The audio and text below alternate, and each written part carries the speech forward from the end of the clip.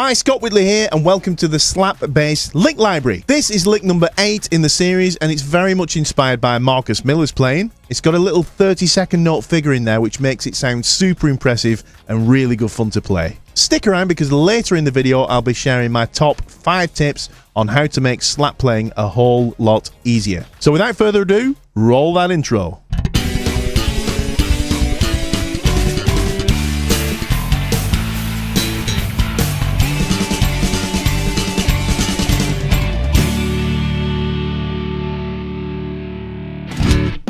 D.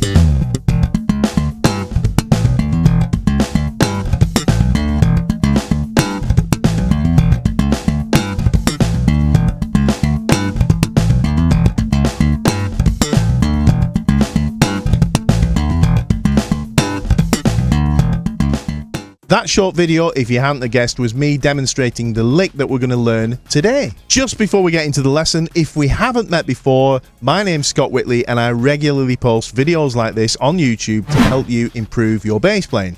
So please subscribe and don't forget to click the bell icon so you get notified whenever I make a new video.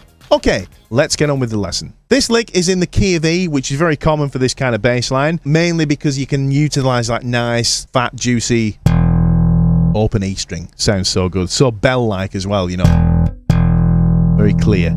The line's pretty much based over an E minor 7th chord, and the notes we're actually going to play come from the Dorian scale, or the Dorian mode. This line will work really nicely over an E minor 7th chord, and all the notes we're going to play come from Dorian pretty much. Let me just tell you what those notes are. We've got an E, a G, we've got an A, we've got a B, we've got a C sharp, we've got a D, and then we're back to E, and then the higher notes we've got let me think, we've got, yeah, they're just repeat notes. We've got another G and we've got a high D.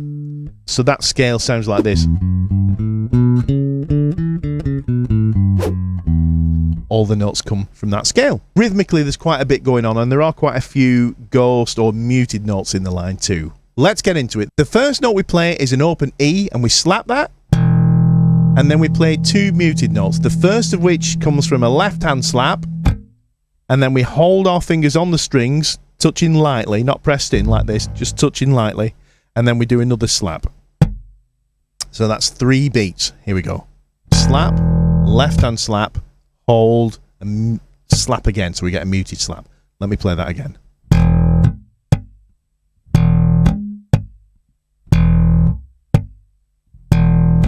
If you haven't done a left-hand slap before, it can be kind of tricky. You get this kind of thing going on at first.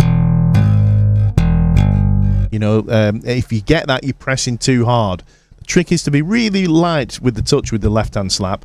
You could check out my series of slap basics videos if you haven't already. If you're struggling with that, I'll put the link up here now. Don't worry if you're getting kind of like the odd harmonic like this. Anything like that. Something like that. You can kind of deal with that later. Let's just get the mechanics of it working first, all right?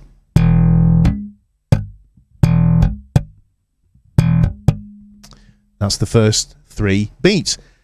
The rhythm of that is a little different, so let me get a drum machine going. I'm going to slow that down quite a bit to demonstrate.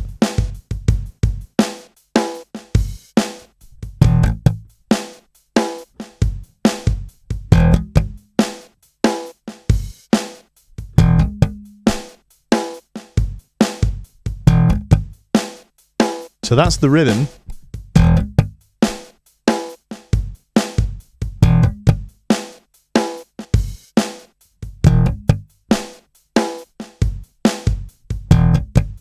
Just a little slow if you need it.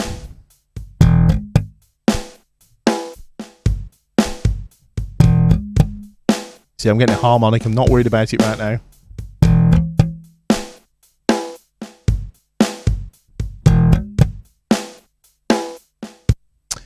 That's the first 3 notes. So practice that if you need to until you got that comfortable. Maybe that was at I think 57 BPM. So practice with the drum machine if you can, and then move on to the next part, which is this. We play a C sharp on the A string, so that's the 4th fret on the A string, and then we play a D on the A string as well, which is the 5th fret. We slap both those. That's actually a major 6 and a flat 7 for those of you that are interested. So that fits together like this.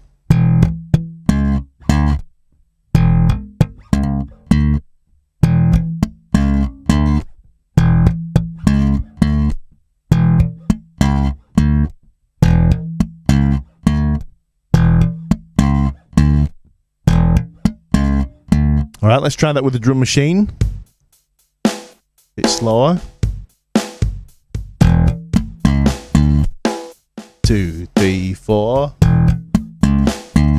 1, 2, 3, 4.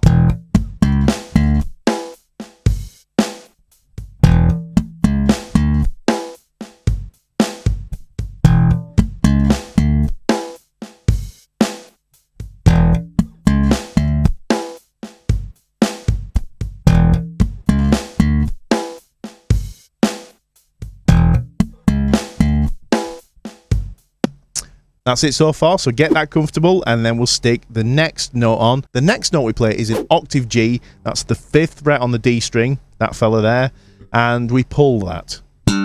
So everything else has been slaps and left hand slaps. This is the first pull we do. And we do it because it creates a nice contrast to the kind of lower part. We get dunk dunk dunk ga. I'm thinking snare drum, you know. Dunk dunk dunk ga. Dunk dunk dunk ga. That's what I'm thinking in my head. And that works like this. So those 3 notes, by the way, the C sharp, the D, and the G, they're all like pushed, accented. They're all anticipating the beat kind of thing. So pay careful attention to that when you're listening to it with the drum machine. Check it out. 1, 2, 3, 4.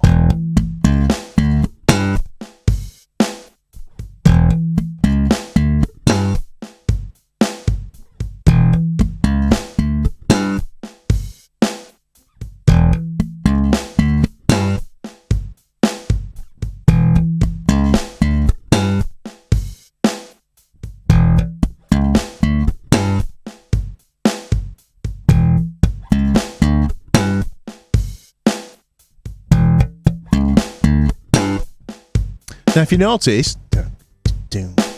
hang on, yeah, there you go. You know, that snare actually on that rhythm is exactly where I'm putting that pull, and that was kind of a coincidence because I came up with this line independently of that drum rhythm. The next part of the line is that 30-second note thing I was talking about. I think it's 30-second notes. I don't think it's triplets, and that sounds like this in isolation.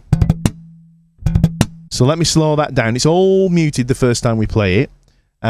So what I'm doing is kind of holding the strings lightly here, slapping. Don't worry about that harmonic for now. Then we do a left hand slap, which is kind of tricky when you've already got one finger touching the strings, but that's what you got to do. And then we hold that, and then we do a muted slap here. So. Right, that's 3 so far. So let me recap. The first thing we're going to do is just hold the strings with the first finger lightly and slap. Left hand slap. Hold the fingers on. And another slap from this hand. That gives you 3 beats. Alright. And then we do a pull. So keep that hand on again and do a pull. I'm doing it, I think, on the D string. Yeah, I am. Again, muted. So it's 4 muted things. Alright.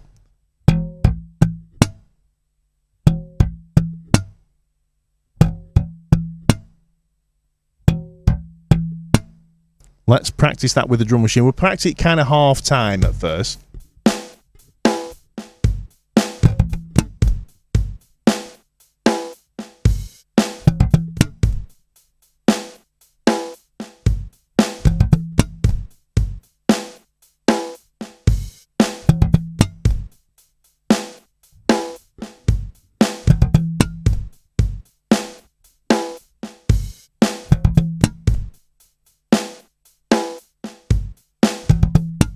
Let's try it a little slow if that's a little fast, if you've never done it before. This is 40 BPM.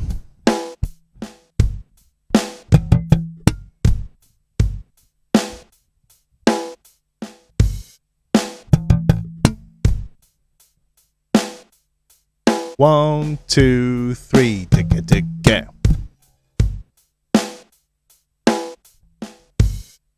Digga digga.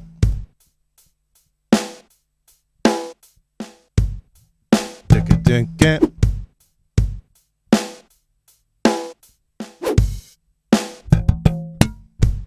One more time. 3, 3. Yeah. Quite what count that was, I have no idea. That little figure might prove the trickiest part of this line because it is pretty quick when you get it up to tempo. So let me try and put that in context. I'm going to go in at 59 BPM and show you how that fits into the lick.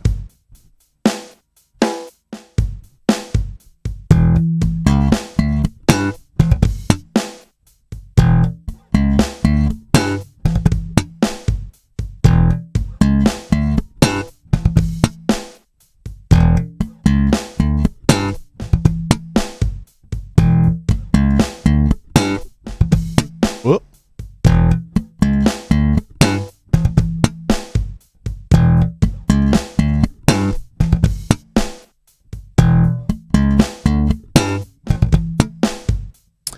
So that's how it fits, and when that gets up to speed,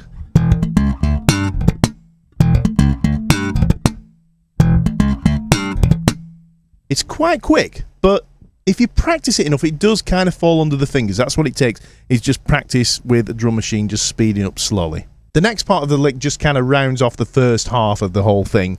What we do is we slap an A, so that's the 5th fret on the E string, hammer it onto the B, that's the 7th fret, and then we slap a D, that's the 5th fret on the A string, and hammer that onto the E, the 7th fret. That sounds like this.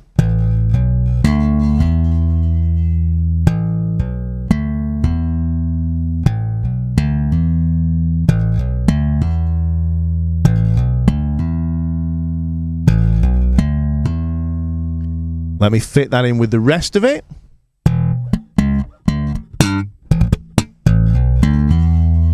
One more time.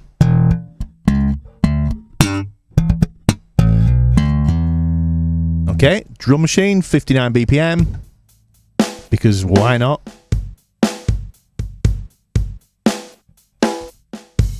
Here we go.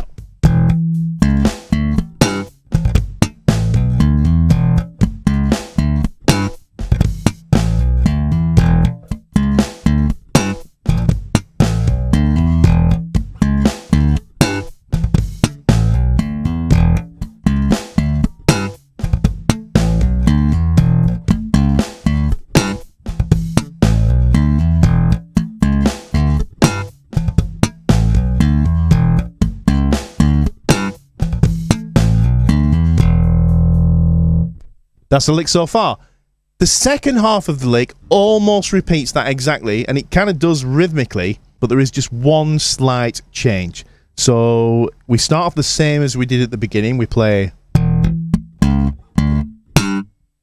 here's where the change is. Instead of doing 4 muted notes, we do the first 3 muted, and then the last one is a pull on the 7th fret on the G string. All right, that's a flat 7 or a D. So that sounds like this. All right.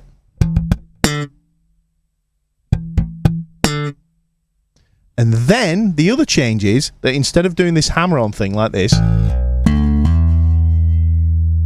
we do the first one from the A to the B, and then we play the D, and that's where it stops. All right, and that sounds like this. You hear that note really popping out as opposed to the first time where it was all muted. This is one more time.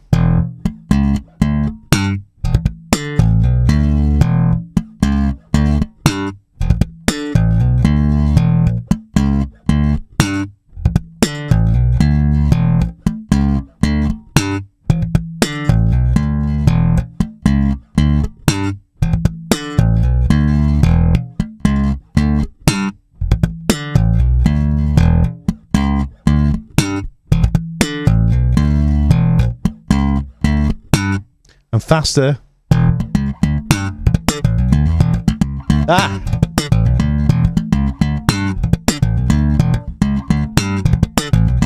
Sorry about doing that the first time.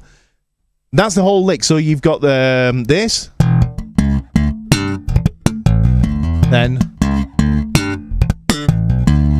Now you could just play either one of those and just do it in a loop, but I just thought it kind of mixed it up. It gave that kind of call and response kind of vibe if you do the first half slightly different to the second half. In just a minute, I'm going to give you my 5 top tips on how to make your slap playing a whole lot easier. But just before I do, remember to practice methodically with this. Start really, really slowly. Work with a drum machine or a metronome if you haven't got a drum machine, or a drum machine app or something like that, and just start slowly and gradually build up the speed. It's really, really important. It's the only way you're going to get really funky in your slap playing and really controlled. As promised, here are my 5 top tips to make your slap playing a whole lot easier. Number 1, use lighter gauge strings. I'm not even joking about how much easier this can instantly make playing slap on your bass. Gauges I recommend would be something like 30 to 90 or 35 to 90 on a long scale bass, or as near as that as you can get. On a short scale bass, 35 to 95 or maybe 40 to 95, something like that. If you're serious about getting better at your slap playing, then you've got to give some a go. I'll put some links in the description below. Number 2, take some relief out of the neck. Relief, or bow in the neck, is how much it kind of bends or curves when it's under the tension of the strings. And the way to check this, you just fret the first fret and then get your elbow and push the strings in near the top of the fingerboard, and then you get your finger and you do that, right? The string is under tension, so it's completely straight. I've got about 1/2 mil of movement there. Very, very slight amount of bow. I always put a little bit of bow in, but not too much. The amount of relief or bow you've got in your neck can usually be changed by adjusting the truss rod. I'm not going to teach you how to do that in this lesson, although I am in a future lesson. So if you've no experience of adjusting the truss rod, leave it to someone you know that has experience of it. But essentially, you're looking for the tiniest amount of relief in the neck. If these frets down here to start to buzz, then you've got too little, it's too straight. But you want the minimum amount you can get away with, and that'll really help you slap playing, particularly with the left hand slap. Number 3, lower your string action. If the strings are pretty high off the board, you know, this kind of thing, you know, that's the action. So a low action will be where they're very low. High action is when the strings are a lot higher and further away.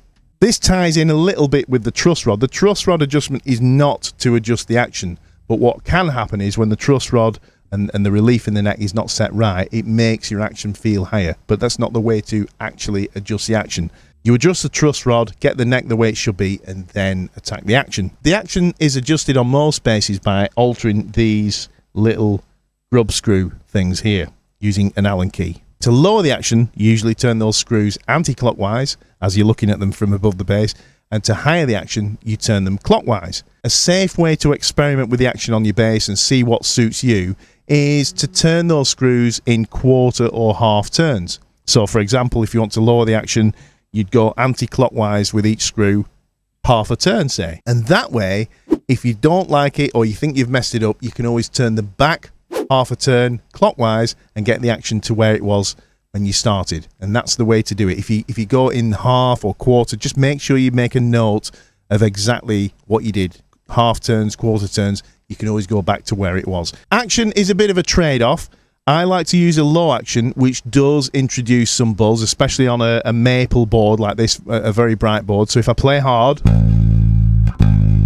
I am going to get buzz. So the trick is to use a lighter touch if you want it cleaner. And then you can take advantage of that grit, as Marcus Miller calls it, when you really want to dig in and make the bass bark. Again, a low action will make slap playing so much easier, it's not true. As your technique and stamina builds at playing slap, you might find that you need to jack the action up a little bit again to compensate because you've kind of got stronger. But off the bat, it's an instant way to make slap playing a whole lot easier. Number 4, use minimal motion and effort. Now, we've all seen guys like Louis Johnson and Flea, you know, kind of attacking the bass. It looks so cool. It's so impressive. It's a great audience pleaser. And from their point of view, that's the way they've always done it. And it totally works for them. For me personally, it'd just be like too physical. I wouldn't be able to kind of keep that up for very long at all. So I adopt a much more minimal movement approach. My hand's just kind of moving this much, you know, it's not moving much at all. And I could probably get that down even further. Let's have a look. In other words, if I do this,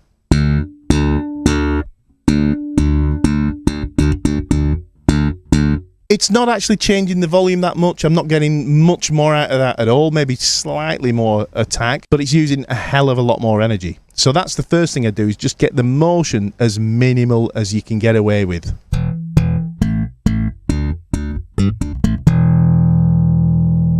Number 5, my final tip for today is to slap with your right hand over this part of the fingerboard. We're not actually slapping away from it, we're slapping right on it. So I go just slightly in. So I'm there, all right? So I'm not slapping back here, I'm slapping there. The reason I do that is it naturally compresses everything, and if you happen to hit a little bit too hard, instead of it smacking the pick up and making a horrible pop, it just kind of evens out all the notes. Everything gels together so much more. So if I slap back here, you know, you hear the string hitting the pickup and stuff, move over the board. And even if I do slap too hard, it doesn't really get any louder, which goes back to my point before about just kind of like using the minimal amount of effort. Really hope that helps, and I hope you enjoyed the lesson. Don't forget to like, share, subscribe, and I will see you in the next video. Cheers.